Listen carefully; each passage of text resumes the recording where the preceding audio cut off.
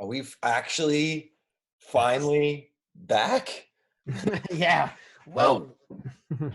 Oh my God. Baby, we're back. It's been a week. I got my new podcast mic set up here. Boom. Oh, you got the overhead joint. Someone's acting like their put option isn't tanking. Yeah. When you hit me up, I was actually looking on how to roll the put option. So we did a couple of put options, and some of them aren't doing so well. Well, we did a couple of puts. I did one put with you. We had we both put a put option on Square that will expire tomorrow, and right now it's worth about $13. You know what? We're not wrong. We're just wrong at the timing because I'm looking at here. I'm going to share the screen. Okay, so Square is at $57. It fell. It was at a max at 64 Well, because let's some put it in news. context. There was news that came out. I think they were downgraded because they realized that they're not going to have their monthly nut every month. So everything we've been talking about Square is correct. We just suck at timing. So that timing it for 2 You weeks. called that one. I was like, I'll go with him on that. Yeah, I'll spend $300. But yeah, we should have just done a 3-month put option, even if it costs us a bit more money, because Square is going down. It's just a matter of time. Like we put an 11-day call option. I mean, put option.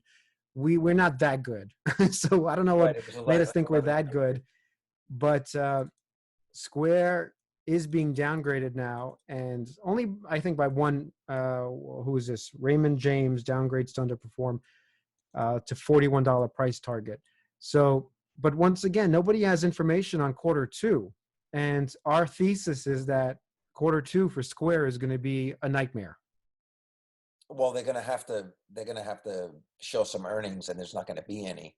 They'll probably announce some sort of restructuring, like Six Flags did. They have to, instead of earnings, they'll report what they're doing to save money, what they're doing, and how long they can last, et cetera, et cetera. That's probably what that call is going to be like. It's funny. Six Flags tanks because everyone realizes no one's going to Six Flags, right? Everyone realizes that. Now you go to Square, it wasn't as obvious that nobody was going to be using Square. I think everybody thought it was just a tech company. So when it tanked, it started just going right back up. And it is not that far down. I mean, it was at a max of like 90, but still it is holding on pretty well considering that crazy. All of their mom and pop shops are gone.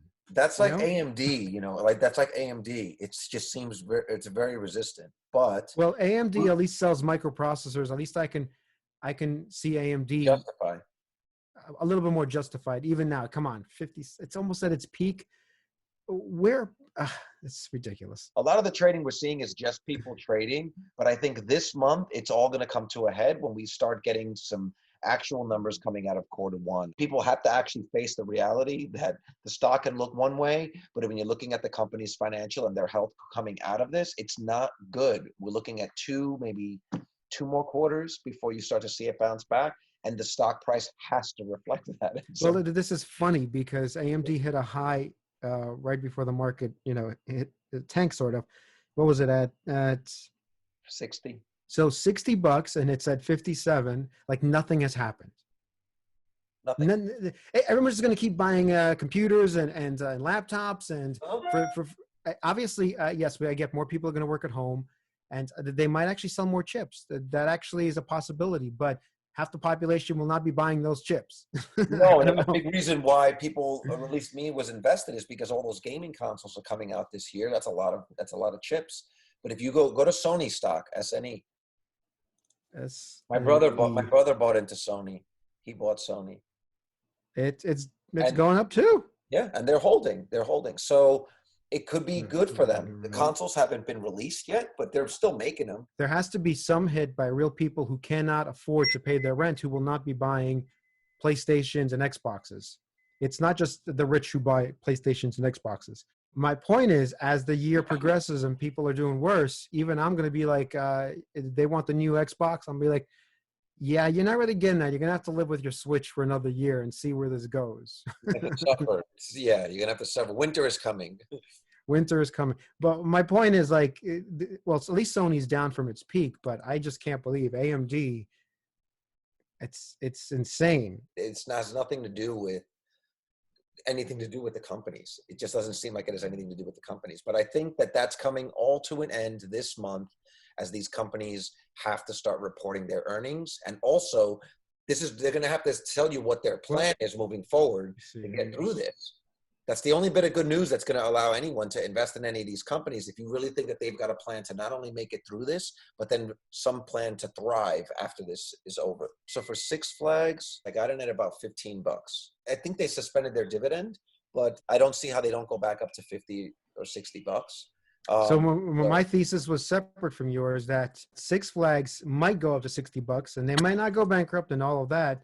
They might have a very hard road to get to $60. It might be 2-3 years out where they start recovering and recuperating. It's not like it's going to be like, oh, come in. Let's say their max capacity is 50,000 or whatever a day, 20,000 a day, whatever it is. Right, but again, they're not going to go to max capacity. No, I hear you, but again, like that doesn't mean that the stock's not going to shoot up. This is all trading on speculation. So it's like we said yesterday with Lyft.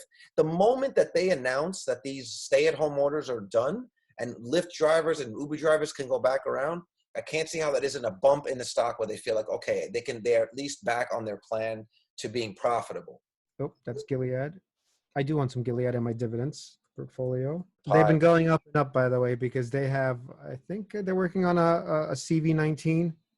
Just like every drug company now is basically trying to get in a little bit of that action. Okay, so here we have, we're looking at the Lyft breakdown. And Lyft has, I've been actually surprised that some of Lyft and Uber are hanging at $27 and $30 roughly.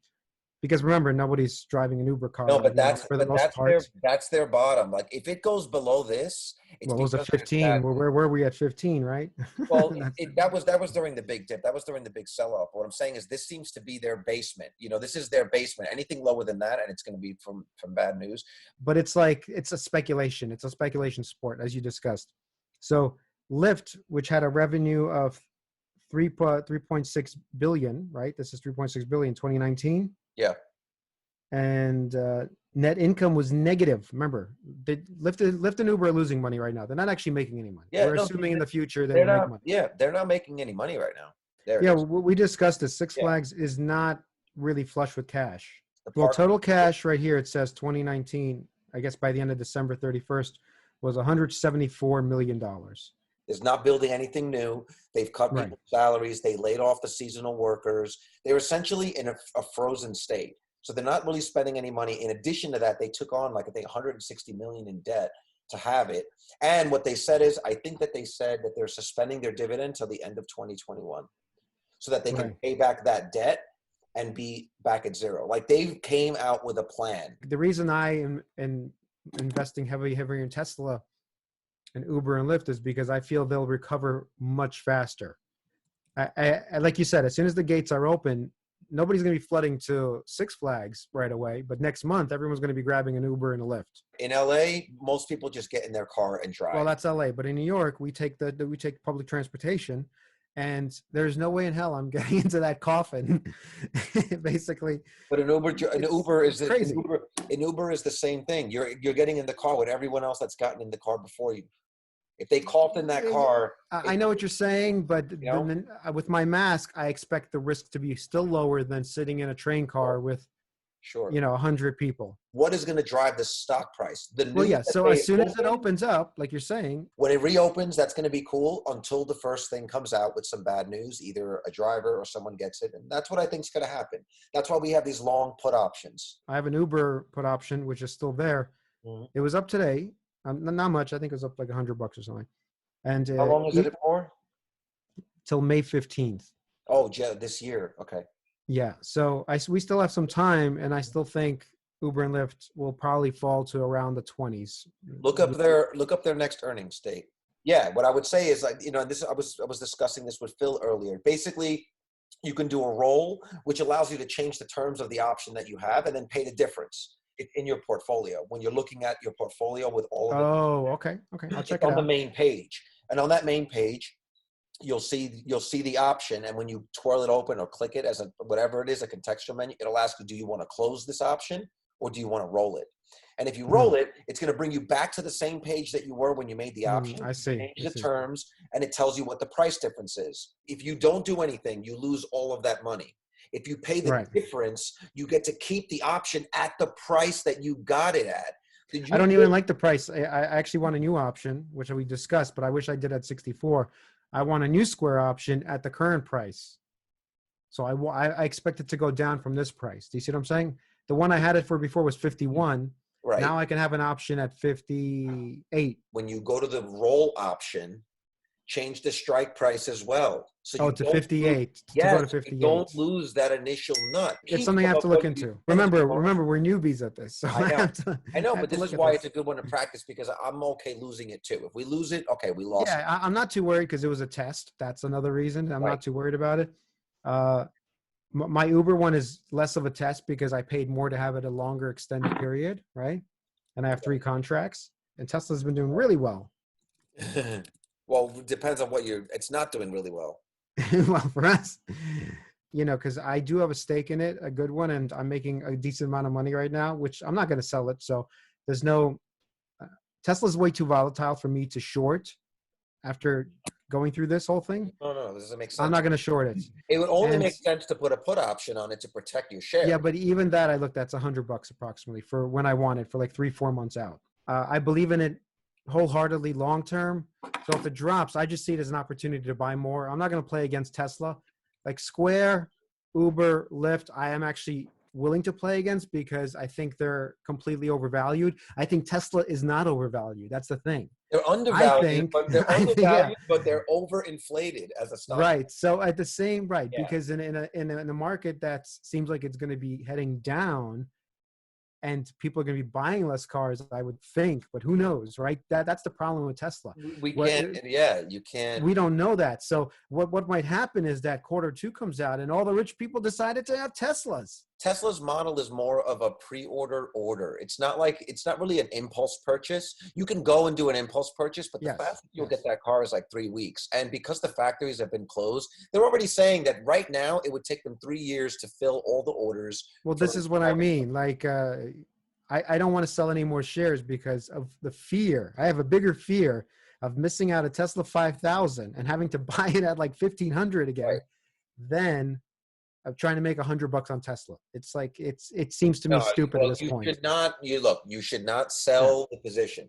Like none of what I'm saying is about what your strategy should be. You hold a strategy, just sort of riffing on what the future for the company could be. Right. It is going to be Amazon. It's going to be a Google. It's going to be Apple. I really think it's going to be that, and it's going to convert the entire automotive industry because there's no company like that now. There's no Apple in the realm of cars. There's no company and it's ridiculous because he did it. Well, yeah, no, but what's ridiculous is that Ford, GM, all these guys are so far away from him, from what Elon Musk did. Yeah. It is absurd. The fact that these giant multi-billion-dollar companies let a little tiny startup get this far, they should be ashamed of themselves. But again, and I know I keep making this comparison, but if you look, that's exactly what Apple did. Apple came in with this computer, had a really tiny piece of the market share. Right. Steve Jobs was the difference. There was a culture that Apple was trying to break into, and then they just became the culture. That's what I think is going to happen with Tesla. And I do think that a lot of these companies like GM, they're going to go the way of Dell. I'm not excited by a new GM. Who is excited by the Malibu or whatever, the Chevy Malibu? Nobody is excited by these cars because like the reason you get excited by Tesla, besides the branding, which is really good, he put a fucking iPad in the goddamn steering column and you can play games. You can have fart noises on your chair. Right. You can do all these things, right? You can charge it at home because it's a fully electric car. These are like benefits to a consumer. The cost of that customer acquisition was zero. They just put a picture of it. It's a tweet. No, Elon Musk put a tweet out. Yeah, and he's like, I want it. They're in a really good spot. That company's going to do really, really well. Well, this is what I mean. So there is for me, I've decided fully now, I am never betting against this company. It's like, for a minute, I was thinking about, possibly putting a put, and that was at around 400 or 500. It's at 750. Okay. My put would have been destroyed. I should have bought when I saw it hit 350 and 400. I can't believe I didn't. It's so upsetting. But now my orders are at 450 and I'm buying on the way down to, I think it's going to hit The lowest I think is going to hit 350 again. That's the lowest. But I think my big orders are now at 450, 400. If I've learned anything, it's that I don't know anything. Yeah, yeah, yeah. I can think whatever the hell I want. I can give you charts and articles, and then the next day the market. Well, the thing is, like, I think this company has such a following that people like us are just waiting on the sidelines to buy more shares. They're not trying to sell their shares. They're trying to buy more shares. Look at it 2 years out. for 2 years out. 2 years out. Seven current price right here. $261. Now that tells you that's still really expensive. Well, basically, they're expecting it to be over $1,000. That's what I'm saying. They're expecting it to. That tells you more than that tells you a lot about the confidence that people have in the stock. Tesla's a safe as you throw mortgage payments. Yeah, I think Tesla, Uber, and Lyft, I consider them actually pretty safe in terms of surviving and being worth more in 5 years than they currently are. They're not profitable companies. Some people disagree and say, "Oh, Uber might go bankrupt," but are you going to go back to the taxi world?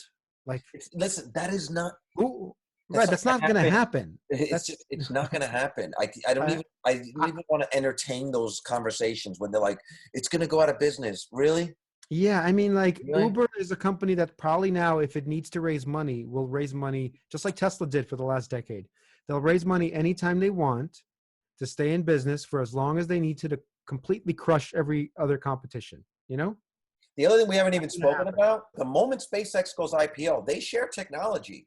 I want some SpaceX. Yeah. Once that happens, oh my God, I would love me some SpaceX right now. But that's the thing. And, maybe the Boring Company becomes a thing, because we got to live on. That's also a good bet. Look, I've learned now after watching all of this back and forth with Tesla, you don't fuck with Elon Musk. You don't bet against him. You don't bet against him. No. You don't bet against that guy. He's gonna win, and that's the bottom line. You know why he's gonna win? Because he spends every day trying to win. Okay? Every day, every waking moment, he just sleeps like 4 hours a day. He's a bat. Okay? The point is, I know he's a vampire. All these old geezers from GM and Ford betting against a guy who never sleeps and works nonstop, that's idiocy. And I'm not doing it. I'm not going to put any put options against this motherfucker. Yeah, we just got to go along for the ride. Okay, I'm buying whatever he's selling. Let me put it this way: if he sells me my filtration system for the house, I'm buying it. He sells me my power wall, I'm buying it. He gives whatever he's got.